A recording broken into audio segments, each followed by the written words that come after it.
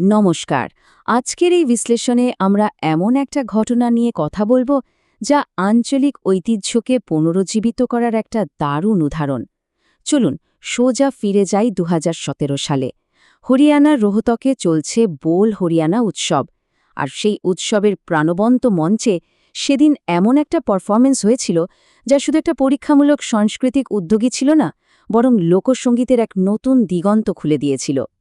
পারফরমেন্সটা শুরুই হয় একেবারে একটা আইকনিক লাইন দিয়ে, বাতা মেরে ইয়ার সুদামা রে ভাই ঘরে দিনামে আয়া, যার সোজা অর্থ হল, বল আমার বন্ধু সুদামা, তুই এতদিন পর এলি।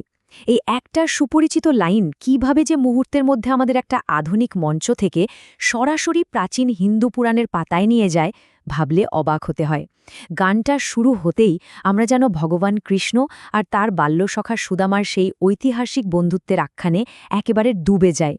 একটি সাংস্কৃতিক পুনর্জাগরণের প্রচেষ্টা আর হরিয়ানায় তরুণ প্রতিভার বিকাশ। এই অংশে আমরা দেখব কিভাবে আধুনিক প্রেক্ষাপটে শেকড়ের সাথে যুক্ত থেকে হরিয়ানবী সংস্কৃতিকে নতুন করে তুলে ধরার চেষ্টা করা হচ্ছে। মজার ব্যাপার হল, মঞ্চের এই শিল্পীদের পরিচয় জানলে চমকে যেতে হয়।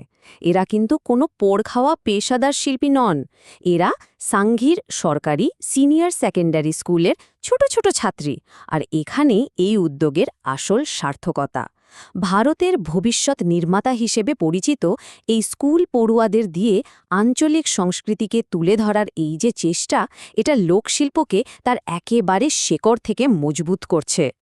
আর এই জাদুকরী পারফরমেন্সের নেপথ্যে ছিলেন সোমেশ জাংরা, মহর্ষি দয়ানন্দ বিশ্ববিদ্যালয়ের মিউজিকের এই স্কলার, ট্রেইনার এবং সঙ্গীত পরিচালকই কিন্তু এই ছোট মেয়েগুলোর কাঁচা প্রতিভাকে ঘষে মেজে মঞ্চের জন্য তৈরি করেছিলেন। একজন স্বপ্নদর্শী হিসেবে তিনি দেখিয়ে দিয়েছেন যে সঠিক গাইডেন্স পেলে তরুণ প্রতিভারা ঠিক কতটা অসাধারণ হয়ে উঠতে পারে। কৃষ্ণ সুদামার গল্প, গানের মাধ্যমে প্রাচীন পৌরাণিক কাহিনীর বিশ্লেষণ।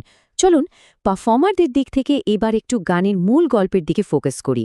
দেখি কিভাবে একটা লোকগান কৃষ্ণ আর সুদামার গল্পটাকে এত সুন্দর করে ফুটিয়ে তুলেছে। গানের কথায় দুটো আলাদা সময়ের চরম বৈপরীত্য তুলে ধরা হয়েছে।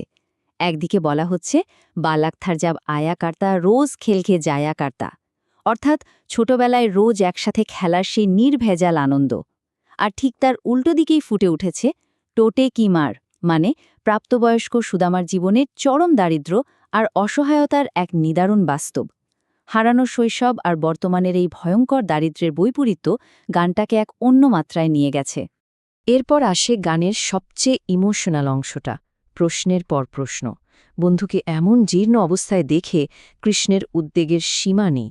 পরিবারের কি অবস্থা, কিভাবে এই কষ্টে পড়লি, বাচ্চারা কেমন আছে, স্ত্রী কি বলেছে, আর সবচেয়ে বড় প্রশ্ন, কেন একা একা এই কষ্ট সহ্য করে নিয়তির কাছে এভাবে হার মেনে নিলি। দারিদ্র্যের আঘাত একটা মানুষের জীবনে কতটা প্রভাব ফেলে আর একজন খাঁটি বন্ধু তা দেখে কতটা বিচলিত হয়, এই প্রশ্নগুলো যেন তারই প্রমাণ। আর তারপরই আমরা শুনি সেই মর্মস্পর্শী লাইন, চাহিয়ে থার তুন পেলামানা, ইতনা দুঃখ নেহি পড়তা থা না, মানে তোর তো আগেই আসা উচিত ছিল, তাহলে আর এতটা কষ্ট পেতে হতো না। একজন সর্বশক্তিমান রাজা হয়েও কৃষ্ণের এই যে আক্ষেপ, বন্ধু কেন ভালোবাসার কথা ভুলে গিয়ে সাহায্য চাইতে এত দেরি করল, এটা প্রকৃত বন্ধুত্বের একটা অভাবনীয় দৃষ্টান্ত। এক রাজকীয় অভ্যর্থনা, প্রকৃত বন্ধুত্বের আবেগময় চূড়ান্ত মুহূর্ত। চরম ঐশ্বর্য আর চরম দারিদ্র্য, এই দুটো জিনিসকে কিভাবে একটা নিখাদ বন্ধুত্ব ছাপিয়ে যায়, সেটাই আমরা এবার দেখব। আজা ব্যাট যা মেরে তখ্ত পে, এসো আমার সিংহাসনে বসো। ভাবুন একবার, একজন রাজা তার গরিব ছেঁড়া পোশাক পরা বন্ধুকে নিজের সিংহাসনে বসতে দিচ্ছেন। এ একটা সাধারণ বাক্যের মধ্যে লুকিয়ে আছে চরম সমতা আর অসীম সম্মানের প্রতীক। প্রকৃত বন্ধুত্বের কাছে যে টাকা, ক্ষমতা বা স্টেটাসের কোনো জায়গাই নেই, এটা আমাদের সেটাই বারবার মনে করিয়ে দেয়। মেয়েগুলোর কণ্ঠে এই রাজকীয় আলিঙ্গনের ধাপগুলো খেয়াল করলে গায়ে কাটা দেয়। প্রথমে বন্ধু যে একেবারে ঠিক সময়ে এসেছে সেটা স্বীকার করে নেওয়া, তারপর তাকে রাজকীয় সিংহাসনে বসানো, এরপর বুকে বুক মিলিয়ে উষ্ণ আলিঙ্গন করা, আর সবশেষে একজন প্রকৃত বন্ধুর দায়িত্ব পালন করা সেই গভীর উপলব্ধি। বন্ধুকে নিবিড়ভাবে বুকে টেনে নেওয়ার এই দৃশ্য যে কোনো মানুষের মন ছুঁয়ে যাওয়ার জন্য যথেষ্ট। ভবিষ্যৎ প্রজন্মকে ক্ষমতায়ন, প্রাচীন পৌরাণিক কাহিনী থেকে আধুনিক অর্জন। পৌরাণিক কাহিনীর এই আবেগ থেকে চলুন আবার আমরা বর্তমান সময়ের সেই উৎসবের মঞ্চে ফিরে আসি। ওই উৎসবের আয়োজকদের মতে এই যে অনবদ্য পারফরমেন্সটা আমরা দেখলাম, এটা ছিল হরিয়ানার জন্য বর্তমান সরকারের সাংস্কৃতিক দৃষ্টিভঙ্গিরই একটা সফল বাস্তবায়ন।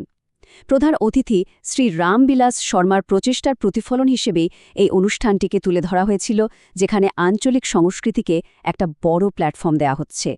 আমরা এখানে ঠিক সেই দৃষ্টিভঙ্গিটাই তুলে ধরছি, যেভাবে মূল ইভেন্টে বিষয়টাকে দেখা হয়েছিল। অনুষ্ঠানের একেবারে শেষে মঞ্চের ওই প্রতিভাবান ছাত্রদের উৎসাহ দিতে দারুণ একটা কবিতা আবৃত্তি করা হয়, জুগনু কবি রশনিকে মহতাজ নেহি হতে। মানে জোনাকিরা অন্ধকারে পথ খুঁজতে কখনো বাইরের আলোর উপর নির্ভর করে না। মেসেজটা ভীষণ পরিষ্কার। সাফল্যের মুকুট পরতে গেলে বাইরের আলো নয়, নিজের ভেতরের সাহস আর কঠোর পরিশ্রমটাই আসল। এই আলোচনার একেবারে শেষে এসে একটা বিষয় কিন্তু আমাদের সবাইকে ভাবতে বাধ্য করে, কিভাবে এই ধরনের আধুনিক শিক্ষামূলক উদ্যোগগুলো আমাদের প্রাচীন সাংস্কৃতিক আখ্যানগুলোকে যুগের পর যুগ বাঁচিয়ে রাখতে পারে। যুব সমাজ কঠোর পরিশ্রম আর সঠিক শিক্ষার মেলবন্ধনের মাধ্যমে আমাদের এই শেকড়ের সংস্কৃতিকে ভবিষ্যতের জন্য কিভাবে সুরক্ষিত রাখা সম্ভব, সেই উত্তরটা কিন্তু আমাদেরই খুঁজতে হবে। বিষয়টা নিয়ে অবশ্যই ভাববেন।